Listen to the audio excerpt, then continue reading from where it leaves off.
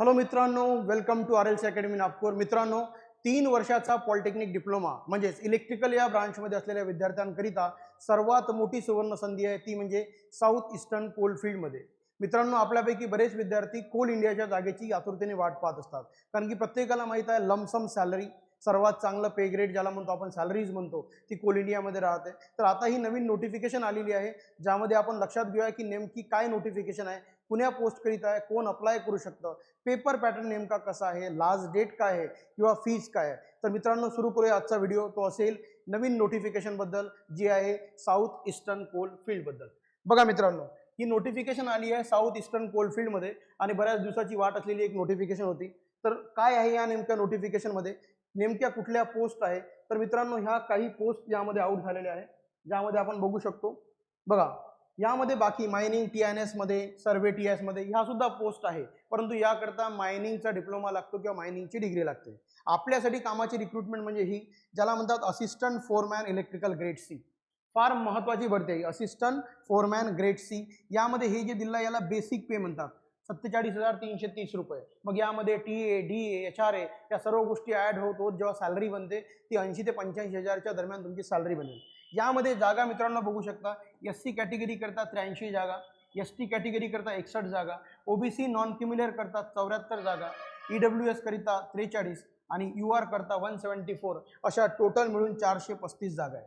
त्यामुळे कोणी असं म्हणू शकत नाही तुम्हाला जागा फार कमी आहे, जागा फार चांगल्या आहे. 435 जागा तुम्हाला दिलेल्या आहेत. त्यासोबतच त्याला अप्लाय करण्याकरता किंवा एज्युकेशन क्वालिफिकेशनमध्ये जर आपण पाहतो म्हटलं तर पुढे लक्षात घेऊया एक्झॅक्टली काय.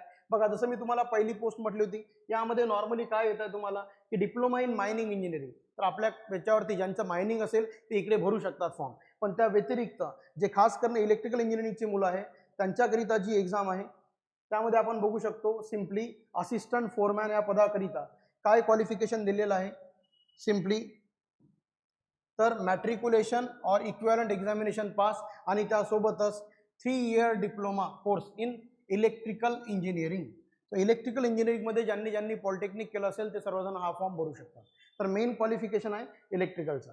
त्या व्यतिरिक्त काय आहे या भरतीमध्ये, साधारणतः जर फीज किंवा बाकी अदर गोष्टी आपण डिस्कस करतो म्हणलं, डॉक्युमेंट तुम्हाला माहिती आहे. मी एजबद्दल तुम्हाला आधीच सांगतोय की मॅक्झिमम एज काय दिलेली आहे, तर 18 वर्षापासून 30 वर्षाची एज असेल. त्यासोबतच रिलॅक्सेशन असेल OBC कॅटेगरीला 3 वर्षाचं आणि SC ST कॅटेगरीला 5 वर्षाचं. म्हणजेच OBC कॅटेगरीमध्ये 33 वर्षापर्यंत फॉर्म भरू शकतात आणि SC ST कॅटेगरीमध्ये 35 वर्षापर्यंत फॉर्म भरू शकतात. त्यासोबत महत्त्वाचा मुद्दा येतो की याची सिलेक्शन प्रोसिजर कशी आहे. हा फार महत्त्वाचा मुद्दा आहे. सिलेक्शन प्रोसिजर नेमकी काय आहे? सिलेक्शन प्रोसिजरसाठी तुम्हाला एक CBT पेपर द्यायचा आहे, ज्याला आपण कम्प्युटर बेस्ड पेपर असं म्हणतो. काय आहे CBT पेपरचा सिलेबस? तर तुमच्यासाठी फार महत्त्वाचा सिलेबस म्हणजे टेक्निकल जे तुमचं आहे ब्रांच वाईज, त्याचे 80 प्रश्न असणार आहे, 80 मार्क्स करिता.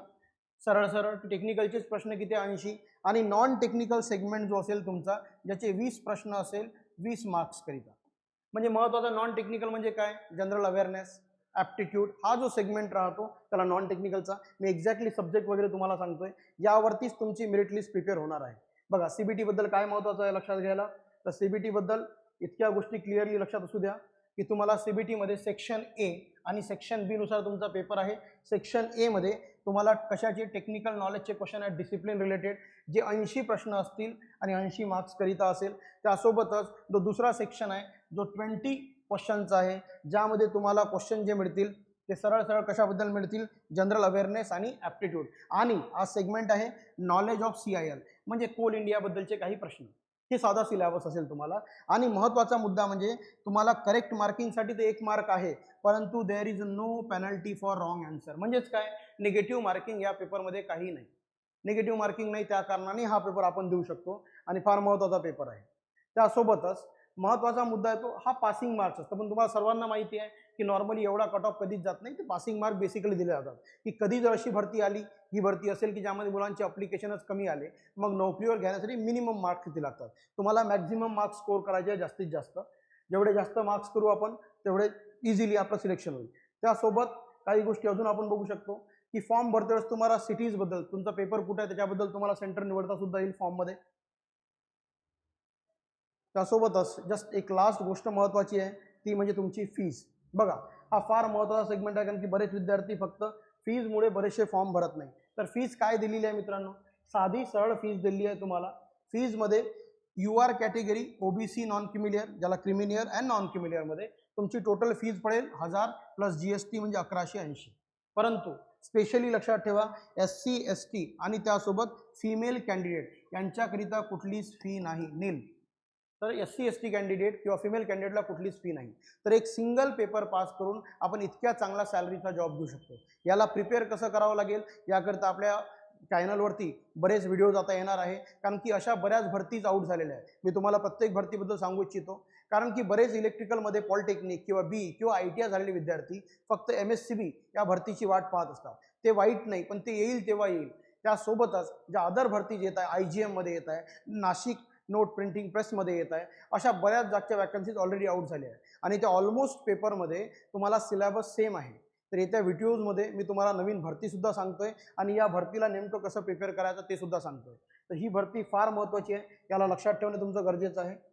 आणि हा सिंपल पेपर तुमचा असेल, ज्याला तुम्ही इझिली प्रिपेअर करू शकता आणि त्यासोबतच हा पेपर क्लिअर करून एक चांगल्यात चांगला जॉब आपण घेऊ शकता. याच्या काही डेट्सबद्दल तुम्हाला एक सांगून देतो मी, की याचा फॉर्म कधी भरणं चालू होणार आहे. याचा फॉर्म भरणं चालू होणार आहे 15 एप्रिलपासून. 15 एप्रिलपासून तुमचे फॉर्म भरणं चालू होतील आणि 14 मे याची लास्ट डेट असेल. तर ह्या 2 डेटसुद्धा तुमच्या लक्षात असू द्या, ज्या महत्त्वाच्या डेट्स आहेत. सो प्रिपरेशन तेच आहे जे तुम्ही MSCBसाठी करता. प्रिपरेशन तेच आहे जे तुम्ही JEEसाठी केलं असेल, रेल्वे JEEसाठी केलं असेल किंवा SSC JEEसाठी केलं असेल. याचं कारण असं आहे की टेक्निकलचा सिलेबस तोच आहे. तेच बेसिक सब्जेक्ट तुम्हाला चांगले करायचे आहे. सो 80 क्वेश्चन टेक्निकलचे आहे आणि 20 क्वेश्चन ते इझिली तुमचे कव्हर होतील. त्याचा नेमका सिलेबस काय असेल, त्याचा पिन पॉईंट डिटेल सिलेबस मी तुमच्याशी डिस्कस करेल, की नेमके कुठल्या टॉपिकवरनं प्रश्न जास्त येतात आणि कुठल्या टॉपिकवरनं प्रश्न कमी येतात. सो मित्रांनो, भेटूया पुढच्या व्हिडिओमध्ये. तोपर्यंत पाहत राहा RLC अकॅडमी. आणि मित्रांनो, शेअर करा तुमच्या मित्राशी, ज्यांना कोणाला टेक्निकलबद्दलचं पाहायचे असेल किंवा टेक्निकल रिक्रुटमेंटबद्दलची माहिती हवी असेल किंवा कुठल्याही प्रकारच्या जॉबची माहिती हवी असेल, तर या चॅनलला सबस्क्राईब करा आणि लाईक करायला विसरू नका. Thank you so much.